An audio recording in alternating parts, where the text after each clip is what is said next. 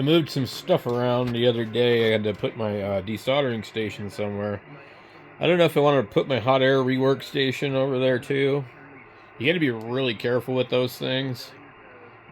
The idea of having one of those close to one of these radios with a plastic faceplate, a little scary.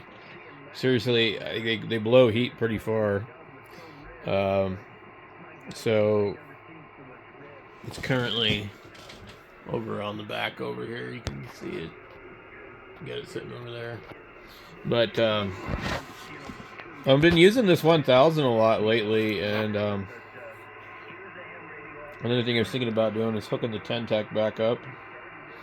I haven't used the Ten-Tec since there was an incident where I was actually, I think I was live. Yeah, I was live.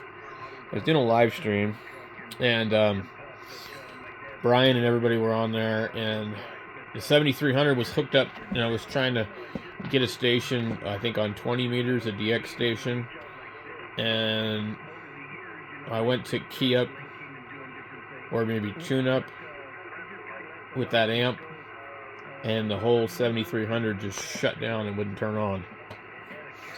And like, the amp, I'm trying to remember if I just turned on the amp or whatever, but I don't know what happened, but I was just like, well, you know, let's just go ahead and switch amps, because I have the other amp right here. They both have the same tubes in it. Well, actually, this one has IMAX and this one has RF parts. But as far as I remember, I pretty much get the same amount out no matter what I do. So this one here technically doesn't have 10 meters, but I redid the 15 meter and adjusted some things.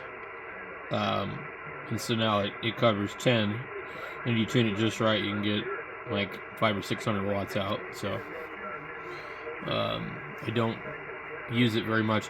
I prefer this amp because, unlike the Ten-Tec, there's like clear markings here where I can just go like this, and I pretty much know where it needs to be.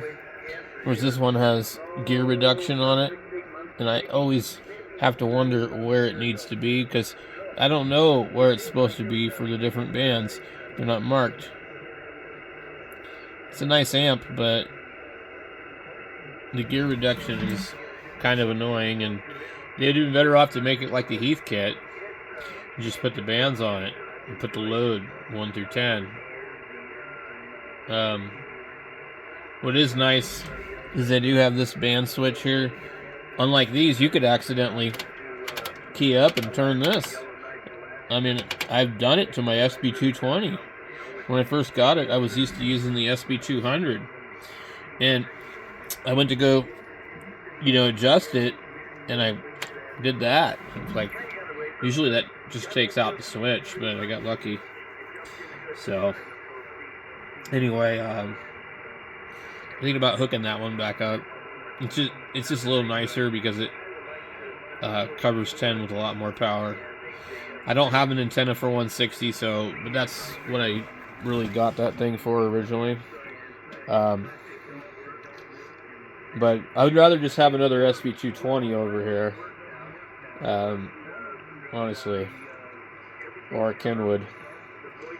But anyway, we got this one going here, and I've got some other videos I've been playing with, and the SDR.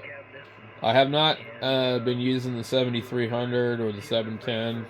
I just don't really have a reason to. I mean, the displays on both of them are cool, but they don't really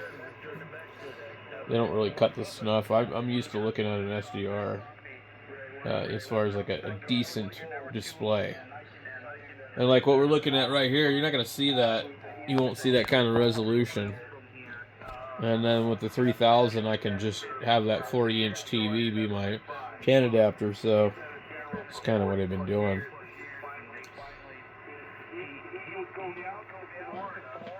You can hear the echo now.